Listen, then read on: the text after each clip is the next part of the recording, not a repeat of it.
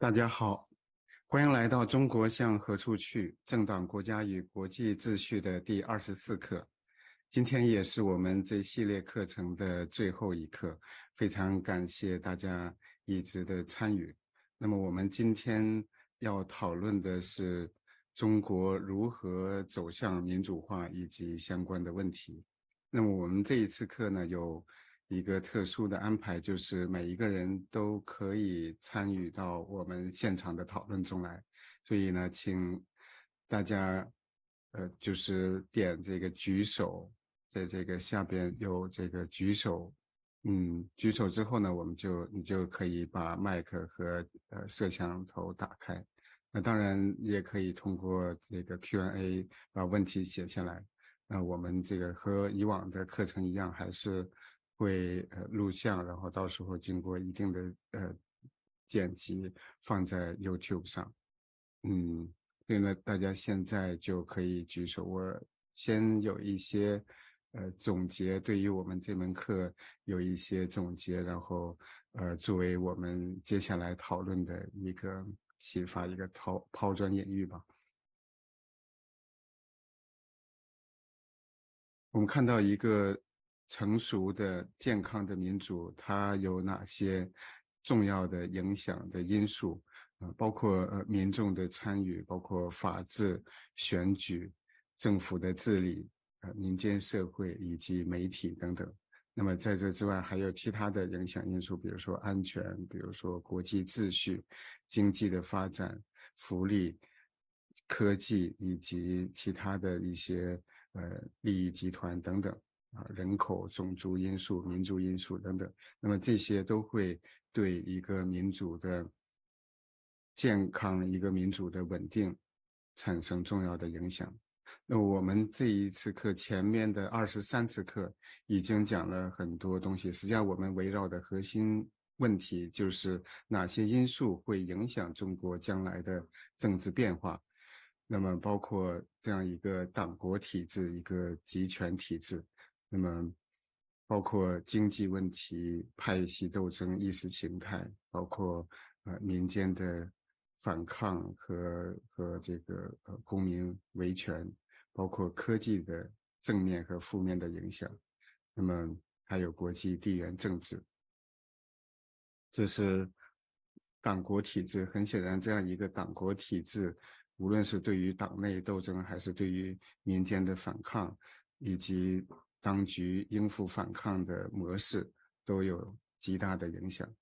那么，这样一个极权主义，它借助高科技的力量，越来越对整个的社会进行严密而极其有效的控制。那么这个也就是大大的增加了民间反抗的难度。那么中国经济已经有了非常非常快速的发展，也取得了巨大的成就。我们知道中国的 GDP 和80年代初期相比，已经不知道翻了多少番。那么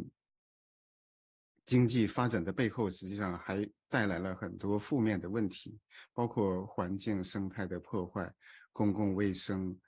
计划生育等等。那么这些东西，它显示的是中国治理模式的一种溃败，至少是在经济繁荣的表象之下，带来了这么多问题，包括腐败问题、经济泡沫、民族的冲突、政权的黑社会化以及贫富的悬殊等等。而且中国的经济也面临巨大的问题。其实没有疫情的话，中国经济已经在习近平上台之后出现了放缓的迹象，而且出现了经济危机的迹象，包括房地产、股市、资本外逃、环境污染，包括腐败问题、这个汇率、人口和这个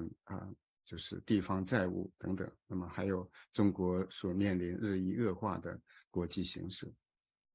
就是国际社会对中国的这个印象、态度以及对华政策都在发生深刻的变化。那么经济问题也将深刻地影响到中国的经济变革。我们在课上讨论过它的正面的作用和反面的作用。一方面，经济发展在中国，它带来的是阶层的固化，就是越来越固化。90年代中期之后，这个人口就是阶层的跃迁越来越困难，所以我们现在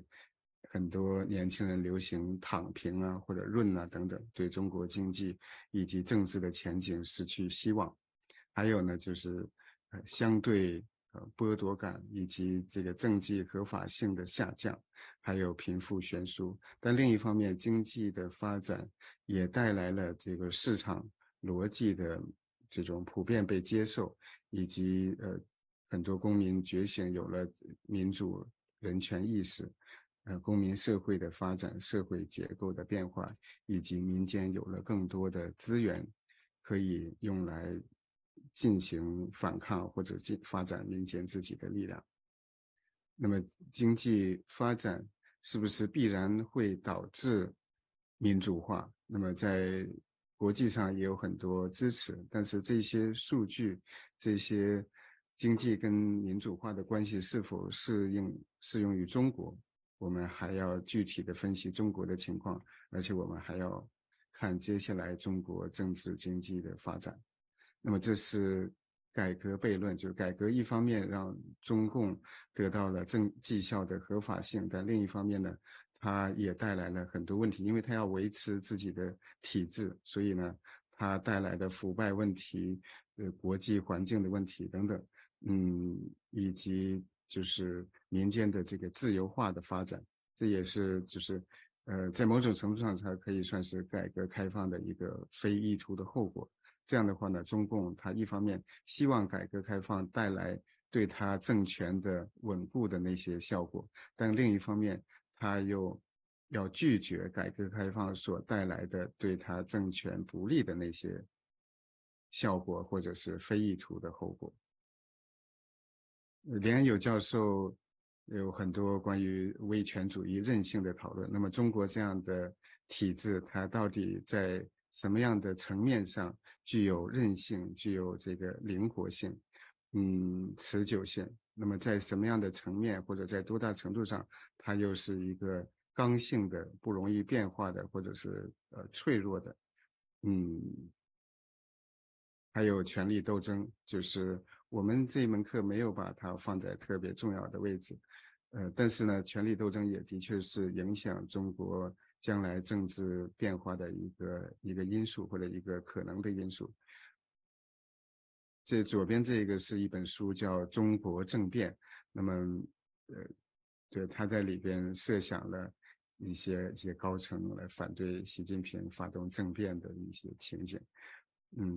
那么这是一个非常重要的问题。我们在这门课请了香港、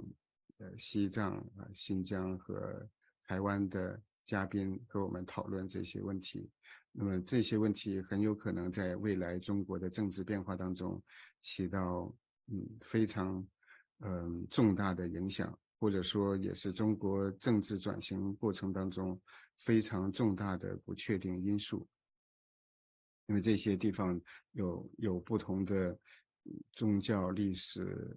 文化，那么由于各种各样的历史的原因和现实的原因，加上中共的压迫，所以呢，也导致了这个要求独立的声音越来越强，而且因为中共这种迫害越残酷的话，那么他们的身份认同，就是不认同自己属于中国的这样一种情绪，也就会越强烈。那么这个将来会是一个非常重大的问题。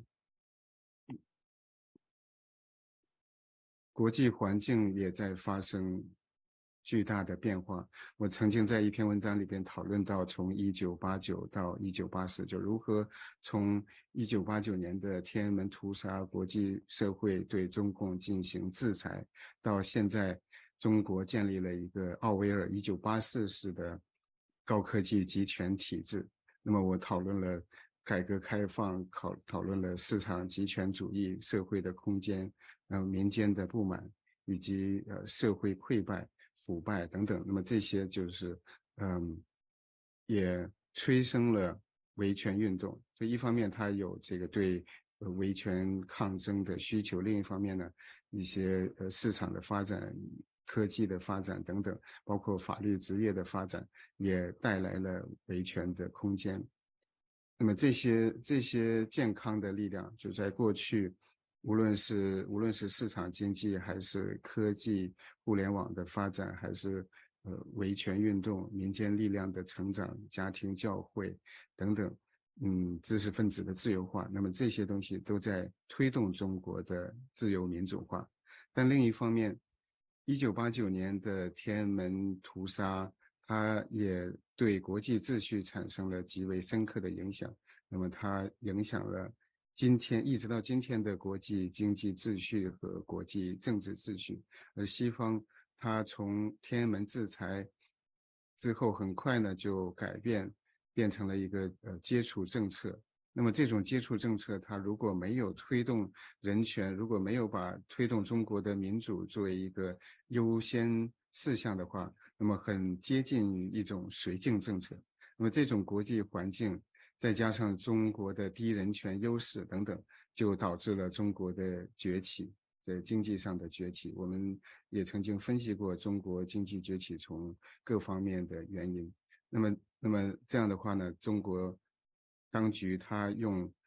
高科技以及传统的集权控制手段，就建立了一个1984体制。所以这是从1989到1984。那我们在课上没有讨论的一个因素，也是被很多国际的学者忽略的一个因素，就是中国的转型跟其他的专制向民主转型的案例比起来，它的这个血债尤其的严重。就是当然像苏联、像柬埔寨等等，那有很多特别可怕的专制暴行，这种就是专制集权。但是中共的这个血债，我们看到从中共建党之后，尤其是1949年中共窃政之后，它所带来的这一系列的屠杀、一系列的运动，给中国人民带来极为深重的苦难，无论是正反还是土改、三反、五反、大跃进、反右、文革、严打、天安门屠杀、迫害法轮功、计划生育，还有目前正在进行的维吾尔种族灭绝，对西藏、对蒙古、香港等等这些血债，也就是让中共他害怕民众的清算，就是因为他知道自己犯下了累累的血债，所以呢，他不敢放弃权力，民众也不会轻易的就放弃对他们的清算。就算民众他想要与中共和解，想要不清算中共，那么就知识分子想要放弃清算的话，民众也不会答应。就算民众能够放弃对中共的清算的话，那么中共自己也不会相信。所以这些血债就在很大程度上，让中共不敢放弃权力，不敢进行有意义的民主化的改革。这是中国群体性事件的这个发展。在2010年之后，中共官方就不再公布这种群体性事件的数据，但我们知道，这个每天都有上百起、几百起这样的群体性事件。那么从80年之后，改革开放之后，我们看到中国社会崛起了一些新的能量，包括市场、互联网，包括民众权利意识的提高，包括就是知识分子的自由化，这些写错了，应该是知识分子的自由化，还有呢技术和民间的宗教的发展等等，人权律师、非政府组织这些力量在推动中国走向民主化。那么这是暴力反抗和非暴力抵抗，它对民主化成功与否的影响，以及在推动民主之后、民主转型之后，它对民主稳固的影响。也就是说，在40年代、50年代的时候，非暴力，它对于民主成功的影响还不如暴力，但是之后就迅速发生了逆转。那么非暴力的影响越来越大，就是它的成功率越来越高，它对于民主稳固的积极影响越来越大，而暴力它的影响越来越小，它成功的可能性也越来越小。这些像正像刚才所讨论的，那么这些是民主化应该在中国发生的一些理由。那么目前还没有看到一些能够替代自由民主制度的一个其他的制度。所谓的中国模式，所谓的中国式现代化，很显然它不是持久的。一方面其他的国家没有办法复制，另一方面中国的这种体制很显然是不稳定的，我们都在期待中国发生政治巨变。那么经济的发展已经影响到中国所谓的绩效合法性，那么民众越来越多的对政治对社会不满，那么维持稳定的成本也越来越高，再加上中国知识分子对自由民主的追求，以及党内对习近平的不满，另外就是在国际上，民主国家也越来越团结，对中共的威胁也逐渐的形成了共识，就是人们认识到，像专制国家，像中国、俄罗斯、北朝鲜、伊朗等等这些国家，他们在逐渐的加强联合，而他们对目前的国际秩序以这个自由法治为基础的国际秩序形成了最大的威胁。那么过去的那种接触政策乃至绥靖政策已经被抛弃。那么中国民主转型会不会是另外一种前景？就中国的政治变革会不会变得更快，走向法西斯主义？那有人说中国目前就已经接近法西斯主义。如果我们看法西斯主义的定义的话，那么中共它的这种右翼集权国家资本主义，它对反对声音的压制，那么个人崇拜，在海外的扩张，在国内对其他的这个民族汉民族之外的其他民族的各种压制政策乃至种族灭绝等等，都是符合法西斯主义的特征。那么中国在政治变革到来的时候，会不会迎来一个更可怕的体制，或者是内战，或者是一个法西斯政权、军事独裁，或者是国家的分裂等等？那么在多大的程度上，中国可以实现一个顺利的、和平的走向民主的转型？这也是我们要讨论的，就是中国会不会民主化，中国如何实现民主化，我们可以做些什么东西来推动中国的民主化，以及国际社会应该采取什么样的政策来帮助中国走向民主，脱离专制。那么这几个问题就是我们接下来要讨论的主要问题。那接下来有请李安友教授，我看看，请大家就是举手，我可以让大家来参与到我们讨论中来，谢谢。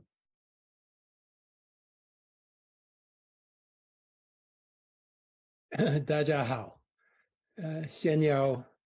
说几句谢意的话。第一个是感谢大家，我们的参与者，你们的忠诚的参与，就是说你们每一次或者很多次打进了我们的这个课程，我们非常感谢。第二要感谢滕彪老师，因为滕彪我们的课程主要是他，您也都注意到，主要是他安排他做工作去努力给你们系统性的分析，我才是做一些旁边或者补助的一些说法，希望我们我说几句之后，大家可以参与我们的讨论。我已经看到有2名参与者已经提出了他们的 Q&A。我自己心里有一个问题，就是说，汤表和我如果继续做这种网上的课程的话，应该什么形式，应该谈什么题目，应该是不是像这一次的课程同样给你们发表一些比较系统性的分析，后来比较短的 Q&A， 或者是要更开一个更广的一个可以说窗户，让大家比较积极的参与等等之类的。要remind 大家，提醒大家，我们是做一个 recording， 所以你如果不要把你的名字或者你的脸被 recorded and 在网上在 YouTube 等等被录取的话，你也可以用这个 Q&A box 提出你们的问题。我在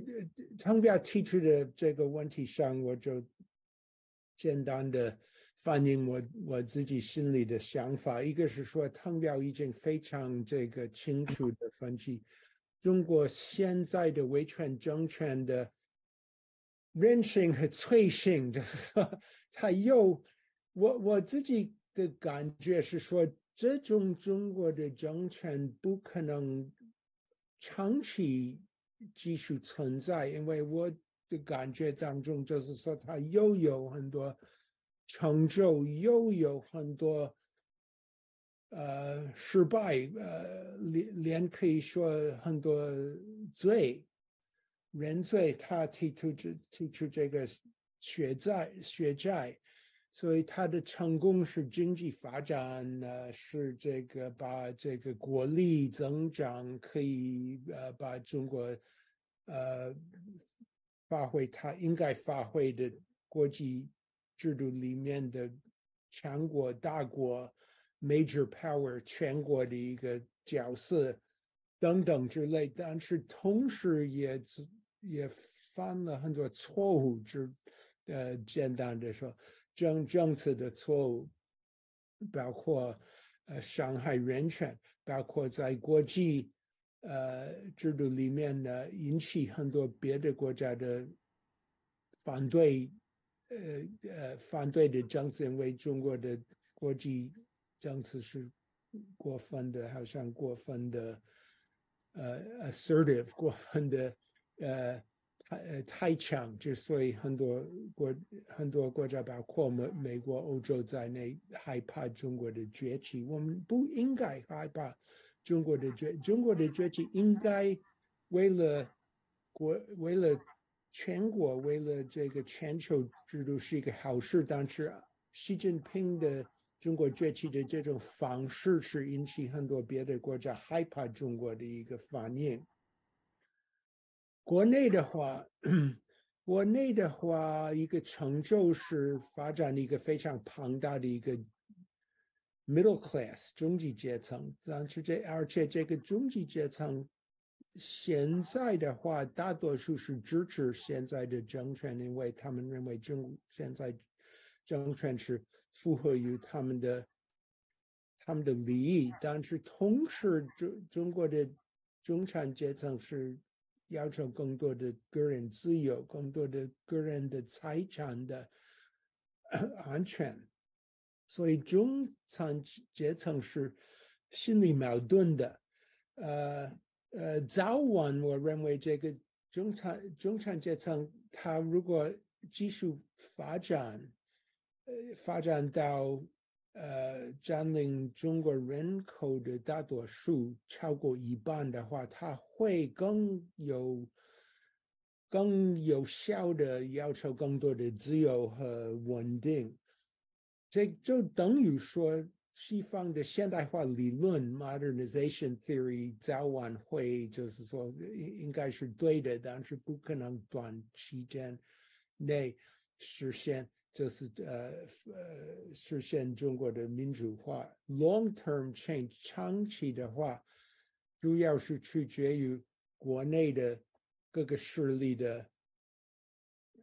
这个关系，这个很难推测，很难推测这个长期的变化的形式是一个什么形式。像滕彪提出，有很多的不同的，有好的有坏的可能性。因为国内势力很多，而且他们的关系很复杂。但是我还是认为早晚会导致这种集权政权要多少分权，但是什么形式的分权？我们用这个民主这个概念，但是民主有多种，而且我相信中国的民主可能是一个新的一种，不是按照美国按照任何别的国家的民主，而且是借习近平的他的一个概念，就是说是一个中国式的民主，不是可能也是带有很多这个社会主义的一些颜色的一种民主，可能是按照中国现在的宪法的一个民主。中国现在的宪法，如果我们把这个前言有一部分说这个中共领导一切，如果这一句删掉的话，我们别的中国的宪法里面的，比方说人大是这个人民的主权的这个机关等等之类，公民权利和责任这个部分这一章等等都是法律制度有独立法治独立监督国家等等之类都是很不错。所以中国早晚我认为会导致一种中国式的民主化，大概不是西方式的。西方能够多少影响中国的演变，所谓的演变或者发展，我自己认为西方应该强调人权，人权是一个国际标准，人权是一个比较清楚的国际标准，而且是价值非常非常之高的一个国际标准。我们呢应该西方包括我个人在内，包括美国政府，包括这个欧洲欧盟各个政府和欧盟本身应该强调人权，而不应该过分的强调这个所谓的民主和维权的战争的这个概念。像美国总统拜登呢，他说，我们跟中国的关系是一种 democracy versus authoritarian 民主，面对维权政权的一种好像我或你死的一种最后的一种战争。这个战争，我认为这个概念，因为民主这个概念，第一是过分的模糊，第二，这个说法是推动中美和中西方的极端化，这个比较危险。我如果强调人权的话，这个东西是比较容易理解，也不是说我们要伤害中国或者压制中国的崛起，就是说我们要中国按照一个中国自己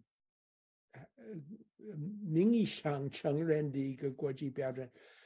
按照这个国际标准发展，而且我们可以强调一些非常明显和很多的现在的中国政权伤害的人权案件，这个东西是比较可以说比较客观，比较就是说好像